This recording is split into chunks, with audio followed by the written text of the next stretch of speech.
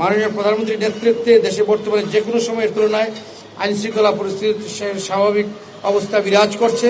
ফলে সকল ধর্মের মানুষ নিজ নিজ ধর্মীয় আচার অনুষ্ঠান নির্বিঘ্নে পালন করতে পারেন। মাননীয় প্রধানমন্ত্রী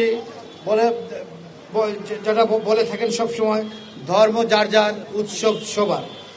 আমরা আজ বৌদ্ধ ধর্মের অনুসারীদের সাথে তাদের উৎসবের আনন্দে মিলিত হতে এখানে এসেছি। আমরা জানি যে আমরা নিকটজনের কাছে যদি আনন্দের কথা শেয়ার করি তা আনন্দের মাত্রা বেড়ে যায়, কষ্টের কথা যদি শেয়ার করি কষ্টের মাত্রা কমে যায়। আমরা বৌদ্ধ ধর্মাবলম্বী ভাইদের এই উৎসবের দিনে, তাদের আনন্দের দিনে তাদের সাথে মিলিত হতে এসেছি। তাদের এই যে আনন্দের মাত্রা আরও যাতে বৃদ্ধি পায় এবং আমরা সকলে মিলে তাদেরকে তাদের উৎসব পালনে সারা দেশে প্রয়োজনীয় সহযোগিতা দিচ্ছি এবং দেব। গতবারও আমরা এখানে এসেছি, এর আগে প্রতি বছরই আমরা তাদের এই অনুষ্ঠান পালনে সর্বাত্মক সহযোগিতা প্রদান করে আসছি। মাননীয় প্রধানমন্ত্রীর নেতৃত্বে দেশে বর্তমানে যে কোনো সময়ের তুলনায় আইনশৃঙ্খলা পরিস্থিতি স্বাভাবিক অবস্থা বিরাজ করছে। ফলে সকল ধর্মের মানুষ নিজ নিজ ধর্মীয় আচার অনুষ্ঠান নির্বিঘ্নে পালন করতে পারেন। বাংলাদেশ পুলিশের আইনশৃঙ্খলা রক্ষায় আমরা যে কোনো চ্যালেঞ্জ মোকাবেলার মতো আমাদের সেই সক্ষমতা এবং প্রস্তুতি রয়েছে এবং এটা নিয়েই আমরা সকল ইভেন্ট এবং সকল অনুষ্ঠান আয়োজনে এবং নিরাপত্তা সফলভাবে আমরা দিয়ে আসছি।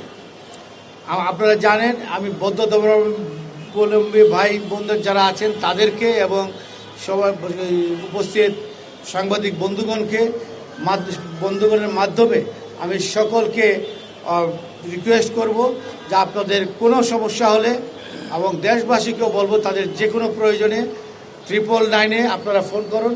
মাননীয় প্রধানমন্ত্রীর উপহার দেশবাসীর জন্য 999, এটা একটি আপনারা ফোন করুন। যে কোনো সেবা প্রদানের জন্য, আপনাদেরকে আইনগত সেবা প্রদানের জন্য বাংলাদেশ পুলিশ প্রস্তুত রয়েছে। অতি অল্প সময়ের মধ্যেই আমাদের টিম আপনাদের কাছে পৌঁছে যাবে প্রয়োজনীয় সেবা প্রদানের জন্য।